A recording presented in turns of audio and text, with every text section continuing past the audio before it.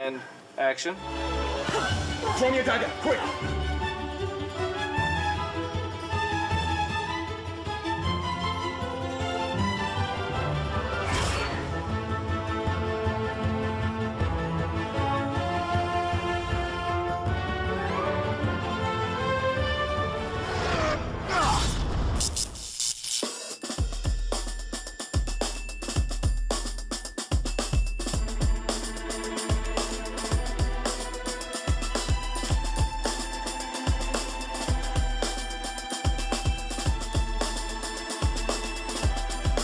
Bonjour et bienvenue à tous dans un endroit pas comme les autres. Nous sommes ici à Hobbiton, dans la Terre du Milieu, en Nouvelle-Zélande, la patrie de la trilogie du Seigneur des Anneaux et de la nouvelle trilogie du Hobbit.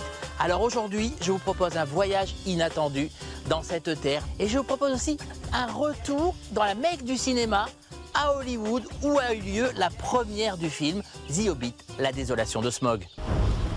Nous sommes les nains d'Erebor. Nous sommes venus reconquérir notre terre. Je vous offre mon aide. Rien ne vous autorise à entrer dans cette montagne. Tout m'y autorise. Nous avons été aveugles. Notre aveuglement a permis à notre ennemi de revenir.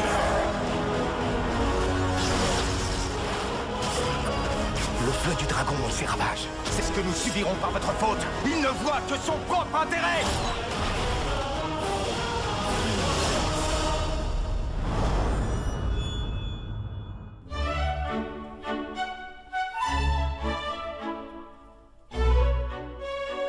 Dites-moi comment vous avez trouvé cet endroit. Je n'étais pas avec Peter Jackson quand il a vu les photos du site de Hobbiton la première fois. Mais la façon dont sont placés le lac, l'agencement des collines et la taille imposante des arbres en ont fait un endroit idéal qui s'est imposé de suite. Ici, à Meta Meta, on a vraiment l'impression d'être en terre du milieu.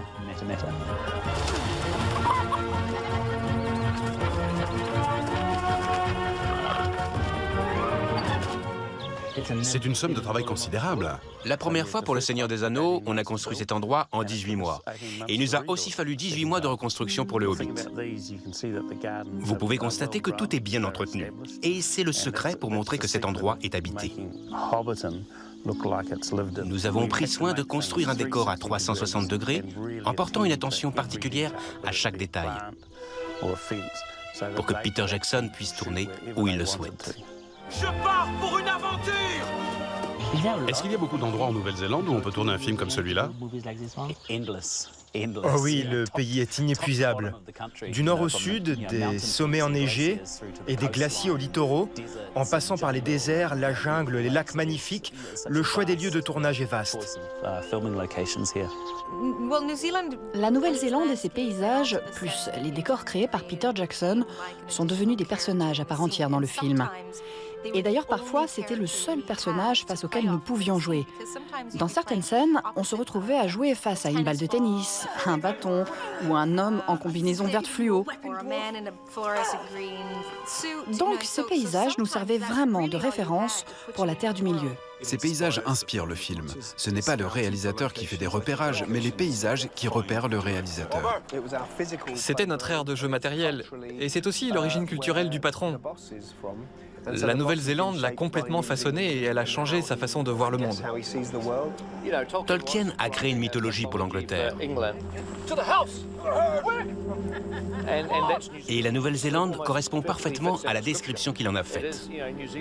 La Nouvelle-Zélande possède des paysages à connotation primitive et dangereuse, dans un sens dramatique si vous voulez, avec des hautes montagnes, des falaises et des rivières. Ce sont des paysages au sens dramatique du terme, et ils sont parfaits pour incarner la Terre du Milieu. Hobbiton ne désemplit jamais, les touristes affluent ici, comme dans les autres endroits où se sont tournés la trilogie du Seigneur des Anneaux et The Hobbit, preuve de l'immense popularité des films de Peter Jackson. Et bonne affaire pour la Nouvelle-Zélande, il se murmure que depuis 2000, la sortie du premier Seigneur des Anneaux, plus de 10 milliards de dollars auraient été injectés dans l'économie néo-zélandaise grâce au film de Peter Jackson. On va maintenant continuer notre visite de ces lieux de tournage par le Monde Cook.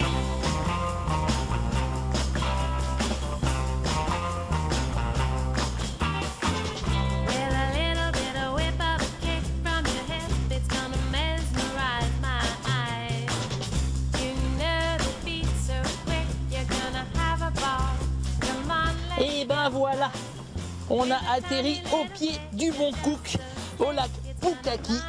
Vous avez vu, c'est sublime la traversée du lac tout vert. Le roi est furieux, Toriel. Depuis 600 ans, mon père vous accorde protection et privilèges. Vous avez désobéi à ses ordres, vous avez trahi sa confiance. Dandolomanin, les Gohenatha. Wargenathon, Kidalwenithon Wargenathonim. Le roi n'a jamais laissé d'orques parcourir ces terres. Et il laisserait ces vermines franchir nos frontières et tuer nos prisonniers. On va prendre cet hélicoptère ici pour regarder un petit peu de haut tous les décors de The Hobbit. Allons-y.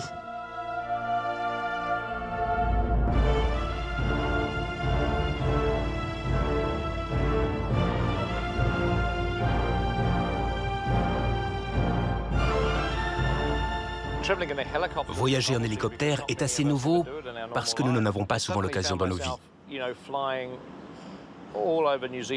Je me suis retrouvé à survoler toute la Nouvelle-Zélande en hélico, 7 à 8 heures par jour, en pouvant atterrir là où je le souhaitais. Je n'avais jamais vu la Nouvelle-Zélande comme j'ai pu la filmer, et ça m'a donné la chance d'en apprendre plus sur mon pays natal. Voilà, nous avons donc touché terre sur le glacier de Taslam. Oui, je vais essayer de ne pas me casser la figure. Voilà, beaucoup de neige incroyable, un paysage à tomber par terre. Ça a été vraiment un voyage complètement incroyable sur les lieux même où ils ont tourné quelques-unes des plus belles scènes de The Hobbit. On est en plein dans la terre du milieu. Ce n'est pas notre combat. C'est notre combat. Ça ne s'arrêtera pas là. À chaque victoire, le mal ne fera que croître.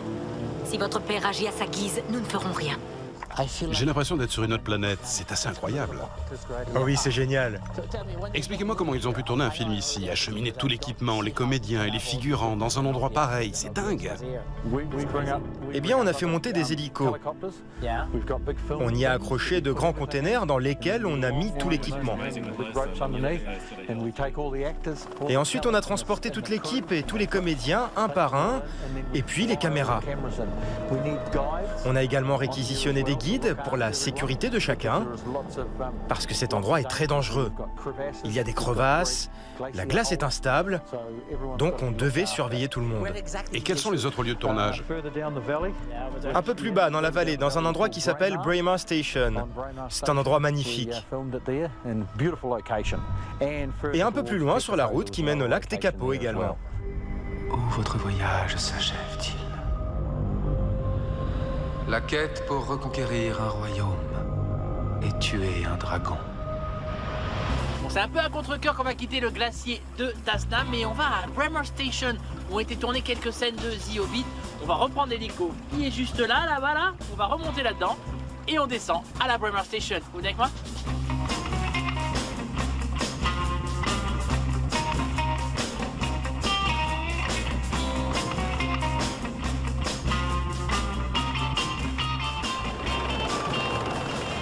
Marc, pouvez-vous m'expliquer ce qui a été tourné ici?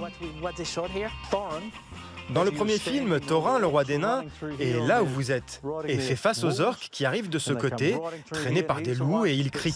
Il faut tenir! Et la compagnie se demande où est passé Gandalf. Ils répondent « Gandalf a disparu !» Où est Gandalf? Il nous a abandonnés!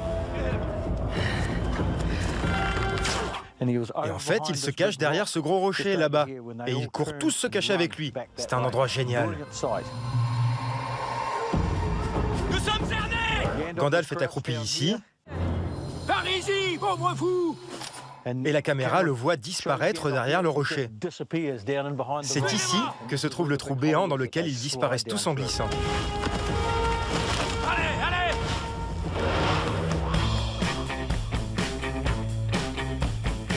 Nous avons quitté les glaciers de Nouvelle-Zélande pour nous retrouver ici, à Wellington, la ville où tout a commencé. C'est même précisément ici, au Mont Victoria, dans la forêt en bas, que Peter Jackson a donné les premiers tours de manivelle du Seigneur des Anneaux. C'était en 1999. 2013, aujourd'hui, la sortie du Hobbit, la désolation de Smaug, le deuxième film de la trilogie Hobbit, dont nous sommes venus parler avec tous ceux qui l'ont fait. C'était ici, au studio Weta. Nous y allons immédiatement. Vous ne rêvez pas, je porte bien le chapeau de Gandalf, le monsieur qui est ici, Bob, qui a designé tous les costumes sur la trilogie Hobbit. Il me l'a prêté et on l'a même interviewé, regardez. Bob, quelle somme de travail et combien de costumes cela représente? Pour la désolation de Smaug, nous avons fabriqué environ 360 costumes. Et pour la trilogie du Hobbit, environ 1200 en tout. Cela représente énormément de travail, quand on sait que chaque costume est composé de 4 ou 5 éléments au moins. Donc nous fabriquons tout, des pieds à la tête. Est-ce que tout doit être authentique, comme s'ils étaient d'époque en fait, ou est-ce que vous pouvez vous lâcher un peu? En plus d'avoir un aspect fantastique, ces costumes doivent être pratiques et surtout montrer la fonction du personnage. Tout le secret repose dans l'équilibre entre des costumes à la fois extravagants et crédibles. Ne me parlez pas du feu du dragon. Je connais sa colère et ses ravages. J'ai prévenu votre grand-père de ce que sa soif d'or engendrerait. Mais il ne m'a pas écouté.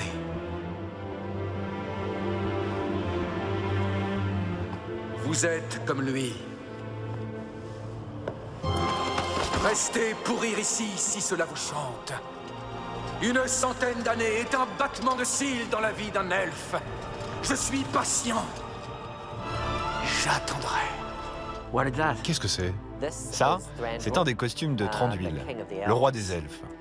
Il est âgé de 1000 ans, je crois.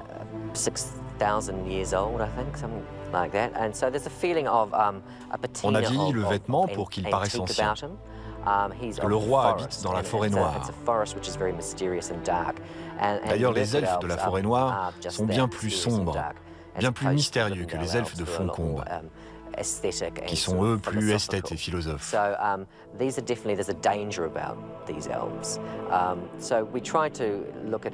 elfes de la forêt noire incarnent le danger. Donc nous avons cherché une imagerie qui mêlerait danger et beauté. Et nous avons intégré tous ces éléments à leurs costumes, à leurs bijoux et à leurs accessoires.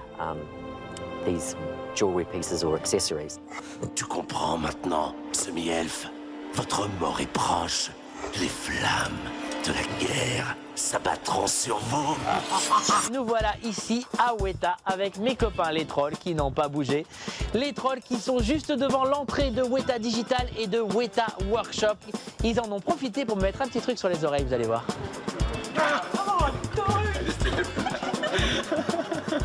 Est-ce que vous avez pu garder vos oreilles d'elfe? Oui, j'ai pu en garder une paire. Et vous ne les portez pas aujourd'hui? Non, mais j'aimerais bien. Les amis, je suis Michel, vous allez me faire quoi? Je vais vous poser cette magnifique paire d'oreilles d'elfe qu'on a préparée ici chez Weta Workshop pour vous. Oui. Et vous transformer en un superbe elfe mâle. $10, c'est mon nom elfique.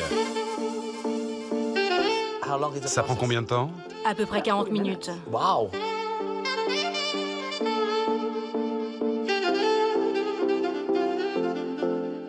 Est-ce que vous savez combien vous en avez utilisé pour le film? Combien d'oreilles? Oui. Des milliers. Des milliers? Oui, des milliers. Elles ne sont pas en latex. Non, elles sont en gélatine, donc elles ne durent pas longtemps et se détériorent assez vite. Mais leur texture est agréable. Michel va bientôt poser le maquillage, mais elle a mis la colle là. C'est de la colle organique. C'est de la colle qui s'en va, enfin j'espère.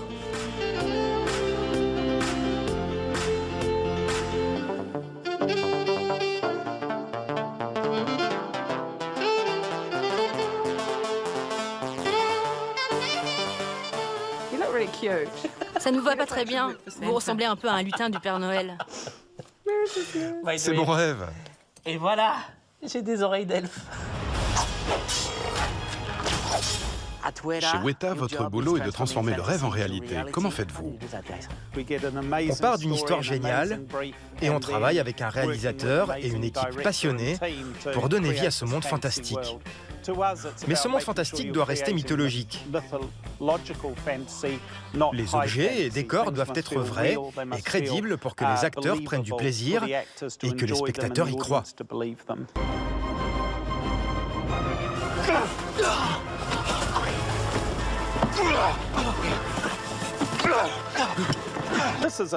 Voici quelques armes que nous avons créées pour la désolation de Smaug. Ce sont des armes que les fans connaissent bien. Voici les armes blanches d'Orlando Bloom. Et comment il la tient? Comme ceci.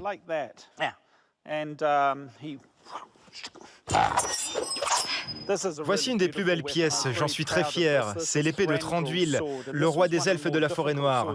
Ce fut une épée difficile à réaliser. La poignée est ajourée, ce qui la rend très légère. C'est une épée d'elfe, n'est-ce pas?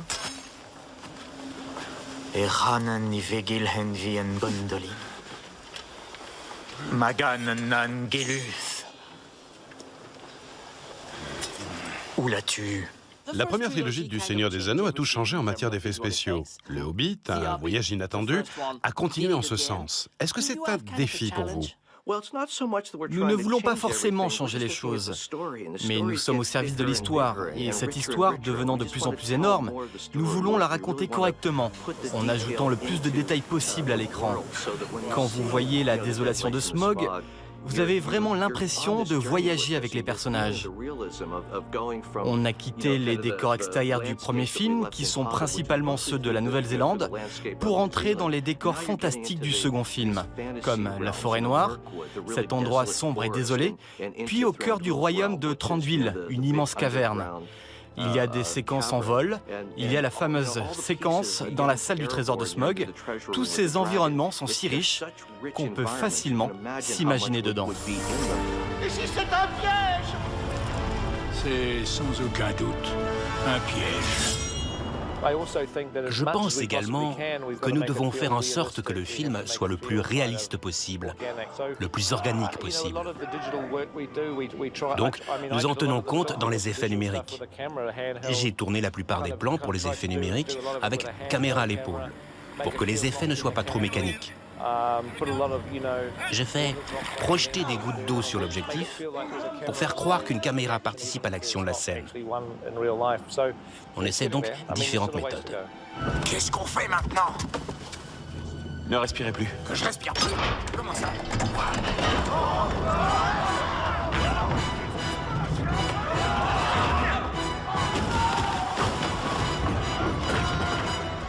La scène des tonneaux est probablement la plus physique du film. Est-ce que vous pouvez m'en dire un peu plus? Nous avons tourné cette scène de différentes façons.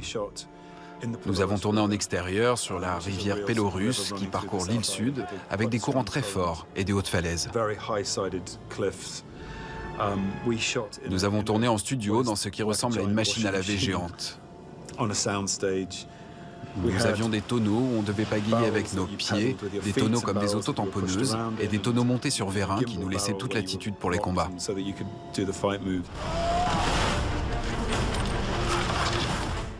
Et tout ça avec le maquillage, la barbe, etc.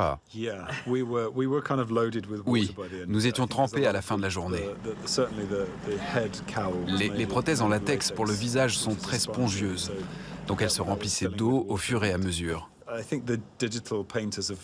Je crois que les graphistes l'ont corrigé parce que le poids changeait la forme de la tête. C'était un tremblement de terre? Ça, mon gars, c'était un dragon. Comment avez-vous créé Smaug? Eh bien, nous avons retenu deux idées. D'abord, on voulait une forme très allongée pour le dragon, tel qu'il est décrit dans le livre, un peu comme un ver. Il a donc pris cette forme longue et élégante. Et puis ensuite, nous nous sommes vraiment basés sur la performance de Benedict Cumberbatch. Je sais que vous préparez longuement avant d'incarner votre personnage sur un plateau, mais comment avez-vous fait pour Smaug? Eh bien, il y a ces différentes techniques d'art dramatique, comme aller dans un zoo à Londres, observer les reptiles par exemple, leur façon de bouger. Et puis je suis allé aussi observer de vrais dragons en Nouvelle-Zélande, bien sûr. En dehors de ça, Smaug a des caractéristiques très humaines. Il est fier, vaniteux, il a très peur de perdre son cher trésor en croyant que ça lui appartient. C'est un très grand psychopathe. Et comment mettre toutes ces intentions dans sa voix? Weta et la Nouvelle-Zélande, c'est maintenant terminé. Départ tout de suite pour Los Angeles, Hollywood Boulevard, le Chinese Theatre pour l'avant-première de The Hobbit, la désolation de Smaug. Nous allons y retrouver Peter Jackson et toute son équipe. Allez, il faut que j'y aille, moi. À tout de suite. Taxi! Taxi!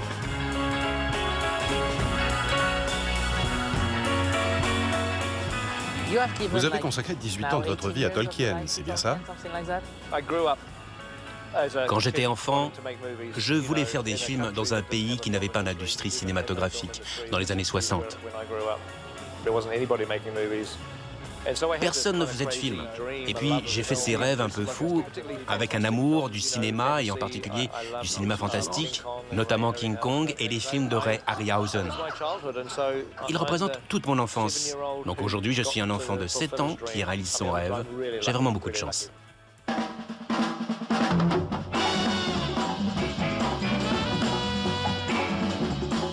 De Hollywood à Hollywood, nous voici sur le tapis rouge de la désolation de Smaug, devrais-je plutôt dire le tapis noir, mais on ne s'est pas trompé, regardez là, c'est écrit en gros Hobbit. Nous sommes donc sur Hollywood Boulevard, c'est ici que va avoir lieu l'avant-première mondiale du second épisode de la trilogie Hobbit. Dans cette salle magique, la salle du Dolby Theatre, la salle des Oscars, 3105 places, une salle pleine à craquer et parmi les spectateurs, les acteurs du film et Peter Jackson bien sûr.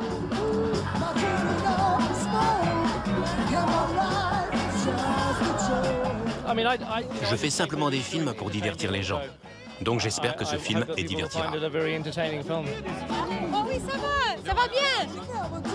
Ah, bonsoir, comment ça va? Les yeux, non, pas travail, don't work. Non, je ne me rappelle plus du mot en français, je suis aveuglé par les flashs. Cette avant-première est gigantesque. Oui, c'est énorme. Ça fait quoi de passer du lac Pukaki à Hollywood Boulevard? C'est simplement un peu différent, oui. Ce sont deux endroits très dramatiques, mais pour des raisons totalement différentes. Oh, bienvenue à vous, Canal+. Comment ça va? Ah, ça va bien, merci. Ah, magnifique, Sosie. Donc les orques parlent français. The Orcs, they speak French. J'aimerais encore manger des hobbits. J'ai faim. Dites-moi comment on écrit une chanson pour un film comme celui-ci. C'était incroyable. Je suis un très grand fan de tous les films de Peter Jackson, et même de Bad Taste. Je n'avais jamais écrit de chanson pour un film avant, et le fait qu'on m'ait demandé de le faire sur une franchise comme celle-ci, c'est génial. Et toute son équipe est tellement enthousiaste. Je suis toujours un peu nerveux pour les avant-premières. Je ne suis pas vraiment moi-même ce soir. Vous savez, je suis un hobbit. Je n'aime pas trop quitter la comté et m'aventurer dans le grand méchant monde.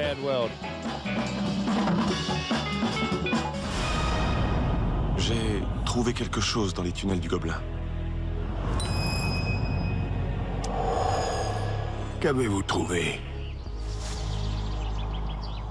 Mon courage. Après Los Angeles et Hollywood Boulevard, retour au glacier de Tasnam pour vous dire au revoir et vous remercier d'avoir fait avec nous ce voyage inattendu au pays des Hobbits, au pays de Gandalf, au pays de Thorin, au pays des elfes, dans la terre du milieu. Cet endroit est incroyable, le film de Peter Jackson l'est tout autant. La désolation de Smaug, c'est dans vos salles. Mais s'il devait y avoir un dragon vivant en bas,